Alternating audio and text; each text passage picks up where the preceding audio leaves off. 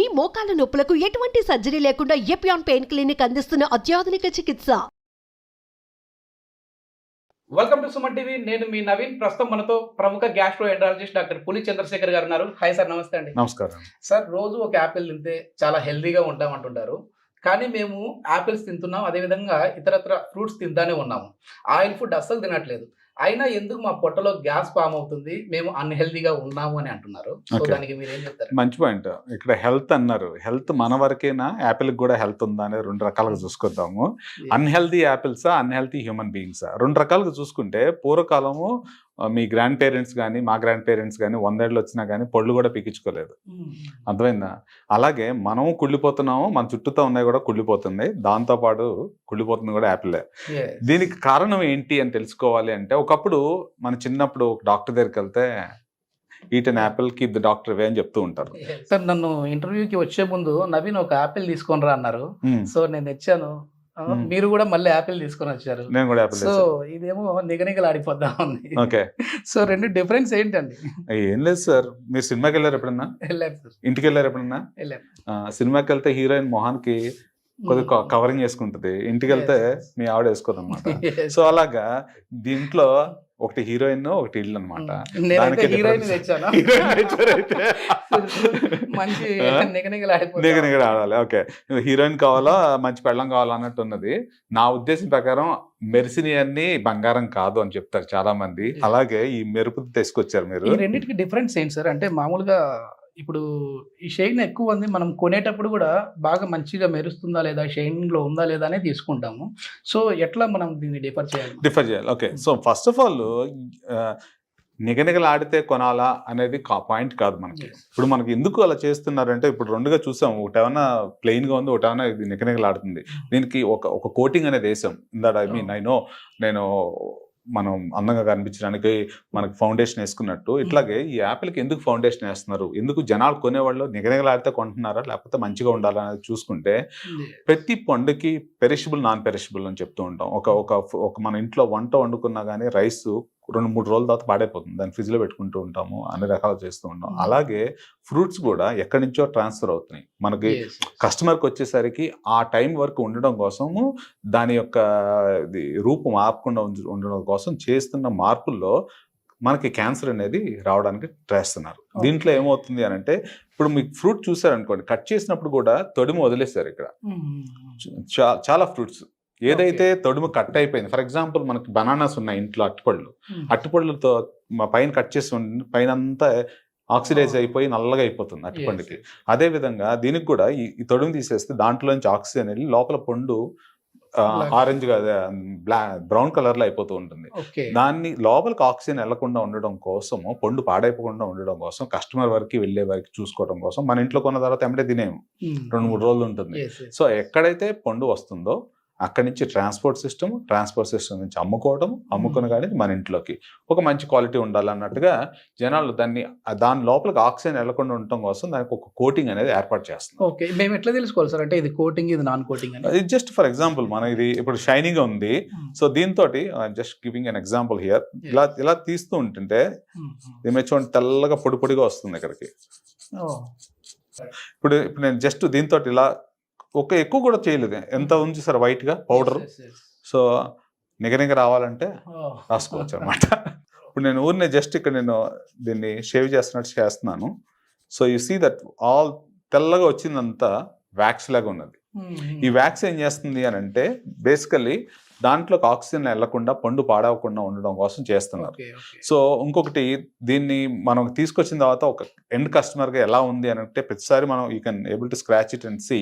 ఇళ్లలోకి వెళ్ళిన తర్వాత వేడి వాటర్ లో పోస్తే వ్యాక్స్ అనేది బయటకు వచ్చేస్తుంది. సో ఆ రకంగా కూడా జరుగుతూ ఉంటుంది.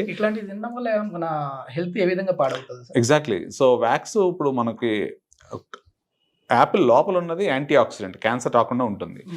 ఈ పైన ఇలా పూతల వల్ల, మన పెస్టిసైడ్స్ వల్ల క్యాన్సర్ వచ్చేటట్టు అవుతుంది. ఒకప్పుడు మీరు చూసారు, ఎప్పుడో వినేవాళ్ళం క్యాన్సర్ ఎవరికో వచ్చిందంట అనేది. ఇప్పుడు ప్రతి ఇళ్లలోనూ ప్రతి ఆల్టర్నేట్ పర్సన్కి ఏదో క్యాన్సర్ ఉంటుంది. ఫర్ ఎగ్జాంపుల్, ఇప్పుడే ఒక పేషెంట్ ముంబై నుంచి వచ్చారు, ఎన్నో హాస్పిటల్ తిరిగి వచ్చారు. ఆవిడకి ఏ చెడు అలవాటు లేదు. సో అండ్ చాలా టెస్టులు చేయించుకున్నారు, వెరీ బిగ్ యూనివర్సిటీ నుంచి వచ్చారు, నానావతి హాస్పిటల్ నుంచి రిఫర్ చేశారు నాకు. ఆవిడకి ఇక్కడ మెడలో అంత గడ్డలుగా వచ్చినాయి అంట. గడ్డలు వచ్చి ఎన్ని టెస్టులు చేసినా క్యాన్సర్ అయితే ఉందని తెలుసు, కానీ ఏ క్యాన్సర్ తెలియలేదు, ఏ ట్రీట్మెంట్ ఇవ్వాలో తెలియలేదు. ఇప్పుడు నా దగ్గర 2 months ట్రీట్మెంట్ ఇస్తాను, నెక్స్ట్ రోజు మార్నింగ్ వెళ్ళిపోతారు. సో అలాగా ఆవిడ వయసు ఎంత 45-50 సంవత్సరాలు. సో వాళ్ళకి ఏంటంటే నాన్ వెజ్ కూడా తినరు వాళ్ళు చెప్పాలంటే. సో ఎందుకు వస్తున్నాయి అని అంటే, for example fruits, family history, ఇలాంటివన్నీ మనకు చుట్టుపక్కల ఉండాలి. ఒక లేడీ ఏ హ్యాబిట్స్ లేని వాళ్ళకు కూడా ఇలాంటి క్యాన్సర్లు వస్తున్నాయి అని అంటే, one of those things are contamination of మనం తీసుకునే ఆహారాన్ని మనం కంటామినేట్ చేసుకుంటున్నాం. ఓకే. మనం హెల్దీగా ఉండాలంటే మరి ఎట్లాంటి ఫుడ్ తీసుకోవాలండి? హెల్దీగా ఉండాలంటే ఫ్రూట్స్ ఇస్ బెస్ట్ సొల్యూషన్. ఎవరికి చెప్పినా కానీ తీసుకోమని చెప్తూ ఉంటాము. ఫర్ ఎగ్జాంపుల్ కానీ నేను ఎప్పుడు ఒక పదం చెప్తూ ఉంటాను. చాలా మంది పేషెంట్స్ నన్ను అడుగుతూ ఉంటారు, సార్ గ్యాస్ ప్రాబ్లము ఎక్కడ తగ్గింది, మీ దగ్గర తగ్గుతుందంట అని వస్తాను, ఆయన తగ్గింది మరి నాకు కొద్దిగా ఎక్కువ టైం పడుతుంది ఏంటి సార్ అంటారు. దానికి ఒక చిన్న కథ చెప్తాను మీకు. ఒక టేకు చెట్టు ఉంటుంది. టేకు చెట్టు పడేయడానికి కొట్టేవాడు ఒక గొడ్డలు తీసుకుని వెళ్తుంటాడు. సో టేకు చెట్టు చిన్నగా ఉన్నప్పుడు మనం ఇలా అంటే అయిపోతుంది. అదే పెద్ద చెట్టులో దానికి కావాల్సిన గొడ్డలు కూడా పొద్దునగా ఉండాలి, కొట్టేవాడు కూడా బలంగా ఉండాలి. ఒకసారి కొట్టేవాడు బలంగా రాకపోవచ్చు, యూజ్ చేసే టెక్నాలజీ సరిగ్గా లేకపోవచ్చు, అసలు యాక్చువల్లీ వాళ్ళలోనే ప్రాబ్లం ఉండొచ్చు.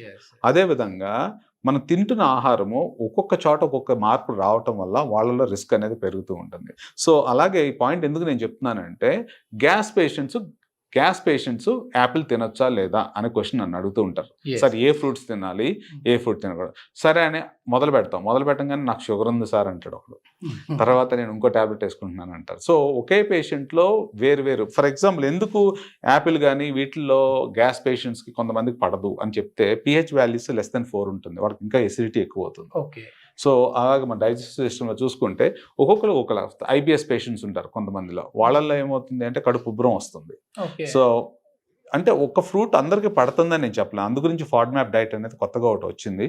సో దీన్ని డివైడ్ చేసుకుంటే మనము చేసుకునే కొన్ని ప్రాబ్లమ్స్ ఉన్నాయి. అంటే ఒక ఫ్రూట్ని ఎక్కువ రోజు ఉంచడానికి మనం చేస్తున్న పెస్టిసైడ్స్ కానీ, లేకపోతే దానిపైన పోత ఒకటి మన క్యాన్సర్ ఇస్తుంటే, మంచి ఫ్రూట్ తీసుకున్నా కొంతమందికి కొన్ని గ్యాస్ట్రిక్ ఇష్యూస్ కూడా వస్తూ ఉంటాయి. For example gastritis patients apples pH values డిఫరెంట్గా ఉంటాయి.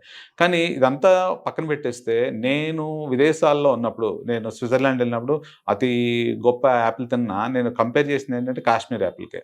నేను ఎప్పుడో 30 సంవత్సరాల కిందట ఒకసారి తిన్నాను అప్పుడు Kashmir Apple. It was so good, even now I could feel the taste inside me.